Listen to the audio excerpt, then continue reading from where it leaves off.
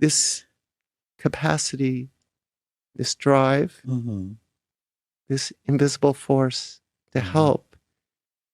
How would you characterize that drive now? Or how would you experience that drive to help right now at this point in your life? You mean what I want to do, or yes? How your capacity to help? Well, I think I'm gonna use media as a channel to continue impact people with the message or the journey I gone through, or the knowledge I learned to share with people.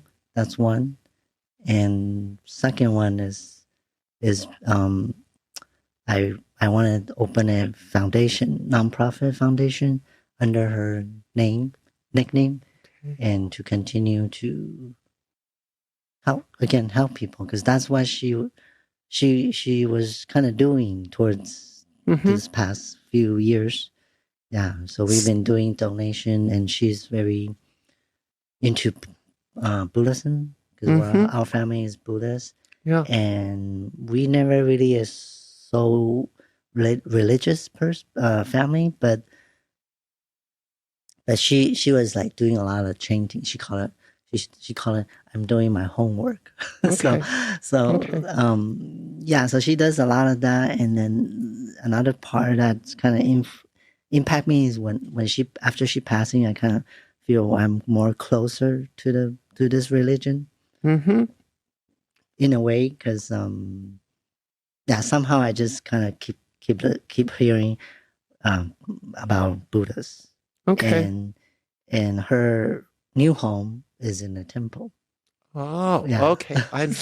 That's where she's resting. Yes. Okay. Yeah. So it's really interesting, like, as we talk, and even though you might not think you're going into a trance, or I'm making you go into a trance.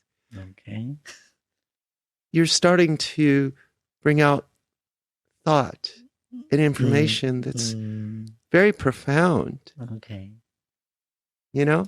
Okay. No, and maybe is probably not what you talk about normally, but but to think of what I'm hearing from you, please correct me if I don't have it right, or I just want to make sure I have it right, is you're, like this need, this desire to amplify this legacy of your mom and your family. It's becoming very strong, very well defined, kind of clear. So it's kind of what I say, this event with the very difficult passing of your mother. It's kind of giving you a why. Like every entrepreneur, every business person, every person sometimes to have their deep inner why. Yes, 7 deep. Yeah, 7 level deep. Right. Yeah. Do you think that's a little bit of what you're expressing to me right now? Yes, and also because I brought up the last emotional impact was the relationship, and that's the reason I started doing real estate, because we can, I'll explain in a different episode, but that's the reason why I become a real estate agent. And into 4th year of doing real estate, I think that one, the mission is somehow I just feel complete. That's why I can sense now this is another emotional impact wave, and this one is stronger than the last one, a lot stronger. So the first one, emotion was feeling complete. As of now, yeah. Feeling complete as of now. Meaning, like, the reason I do real estate, I'm already there.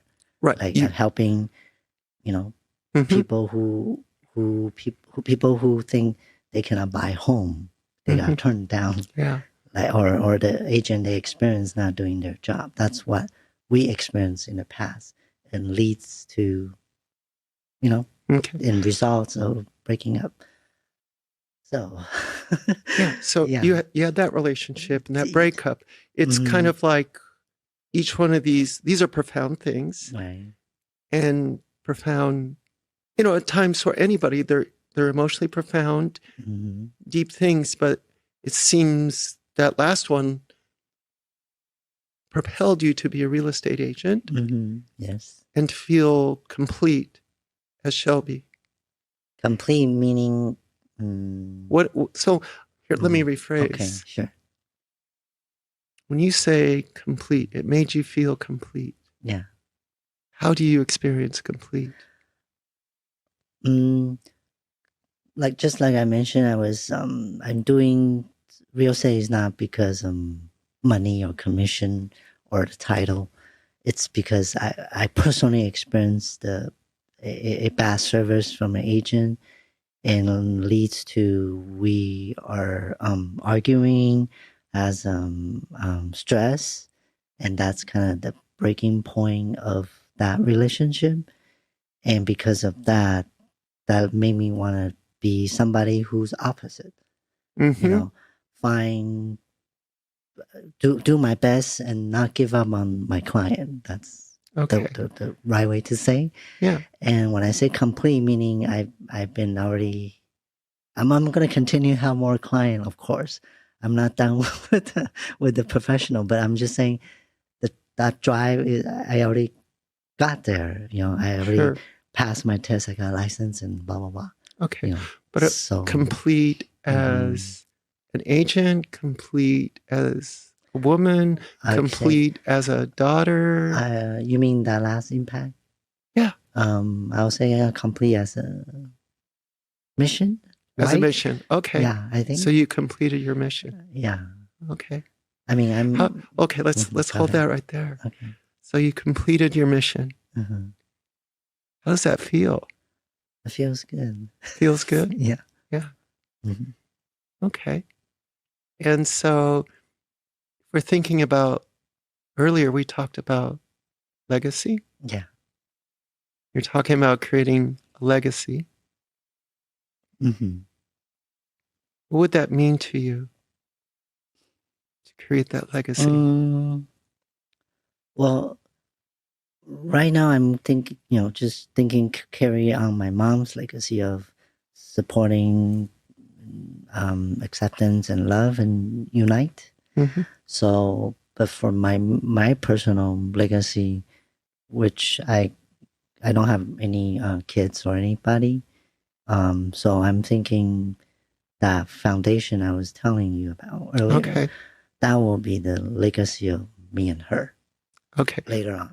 So the legacy is this foundation and these other things, but let's go back to this legacy. Okay. And how that's going to make you feel as Shelbe. As Shelbe. Well. There.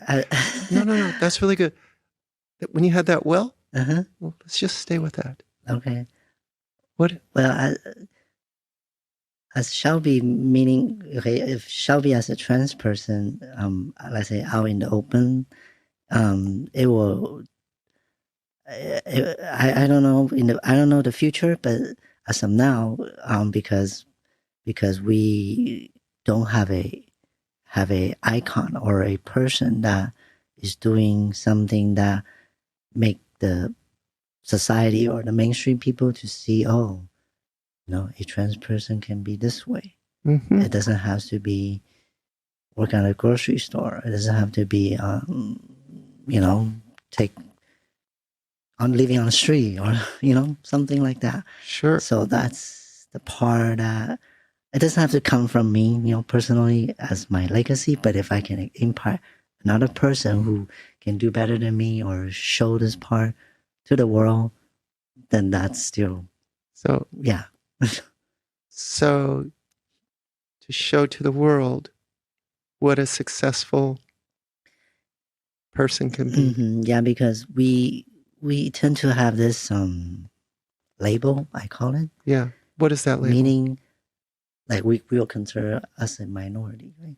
Okay. They consider us a minority, and certain like ethnicity background is considered minority. But I'm thinking opposite. I said, why we have to be minority? Why can't we be majority? Right? Okay. And then in order to be a majority, you have to, in their eyes, we have to be, we're not a burden to the society. That's the word to say, a right? burden. Okay, tough question. Do you feel like you're a burden to society? I'm not right now. You're not right now. Because? Because I feel I'm contribute to the society or the community. Yes. What are your, in thinking of doing this legacy, do you think, when you think about your legacy that you're working on right now, and you're working so hard, but then you're working so hard about your legacy, but then you're concerned about overworking like your mom. Yeah, because when she found out that I'm a trans, this is what she said, word for word. I mean, my sister translate word for word. She said, it's okay as long as you're happy and healthy. So healthy is in there. So, and happy, I've been through, everyone been through happy and unhappy, or so I'm trying to keep myself healthy so she doesn't have to worry. Before and after, and now or after. Sure. Spiritual way of worry. Yeah. But you're working really hard. Use the word extreme. You're working extremely hard. Yes. And your mom overworked. That brought about the cancer. You feel? Yeah, we feel that's the main cost. And you also feel your mom wants you to be healthy and happy. Yeah. Healthy and happy. Yes. So there's a little conflict. Yeah, a little conflict, right? Yeah. Yeah. How can we resolve that conflict? I don't know. Yeah. No, we can just think about. Do you think that that's the reason why it caused me have sleeping disorder, because I'm conflict? Could be. Yeah. So I know we can just take a minute. Think about that conflict. Or think about, hold on. Take a minute and think about resolving that conflict. Because you're working extremely hard. You're working extremely hard. Yeah. And you want to fulfill being healthy and happy. Well, I think that will be contribute to daily habits. Daily habits. What I eat, I exercise. I know sleeping right now is off, but I'm sure sleeping is off. What do you think the sleeping being off is telling you? Something's wrong in my body. Okay. Or my mental. I don't know. Something. Well, hold on. Something's going on. Something's going on up there. You pointed up here. So something's going on up here. So this sleeping is telling you something. And so hold on. Sure. So just let's kind of stay there. So you just mentioned you have these unusual different sleeping patterns. Yes. And it's telling you something's going on. Yeah. There. So let's just take a thought. What do you think's going on up there? So let's just think deeply, slowly, easily. What's going on up there? What's going on with Shelbe up there? What is it trying to tell you? My personal thinking is because I like I mentioned earlier, I have emotional moments, and those are unpredictable. Sometimes it just comes. Unpredictable emotional. Yeah, like moments. All of a sudden I'll just thought of her or miss her, or and other time I'm fine. And I think maybe I'm doing extreme work or something to get rid of that. Weak. I mean, not weak, but I don't want to victimize myself. Maybe that's why. Okay, sure. No. This is really we're getting to kind of the heart of the matter here. So you're working hard. Mm-hmm. You have these emotional moments. Mm-hmm. So when you think of these emotional moments and working hard, let's just keep our focus right there. Yeah, it's kind of. I think I think I'm maybe not just avoiding victiming myself, but maybe avoid me being depressed. Okay. Because I kind of describe if I go depressed and I discover a certain pattern, that I will kind of do something really stupid. Sure. And I don't want to go through. I don't want to go there again. So I think maybe subconsciously I'm trying to hold on to that, not fall down. I see. And maybe by doing work, and I might get I don't know. So okay. So again, we have to say is like to experience emotions about a passing of a loved one. Right. That's a normal human experience. Yeah. So you say that. Many people actually say that. Say this is everyone have to gone through. Maybe because when I describe it, maybe people think I'm trying to avoid it, which maybe I am. So maybe you are. Maybe you are. And that would be a normal emotion too. And I did share with one of our mutual friends. She said, maybe subconsciously I'm depressed. Subconsciously, I'm not aware, but on surface, I'm still doing my thing, doing podcasts and work, and So maybe subconsciously you're depressed. That's what she thinks. What do you think? When I hear that, I think, maybe she's right. But it's hard to. I don't know. To me, it's kind of hard to be aware of. Yeah, it is certain hard. things. Subconscious thing. Sure. Because unless I had an experience before, just like the pattern I mentioned, the depression. But we're here right now. Yeah, I know. So, we're here right now, and it's kind of you're here right now, and it's free. You have the freedom to experience anything. Okay. Yeah. And we're all human beings, right? Yes.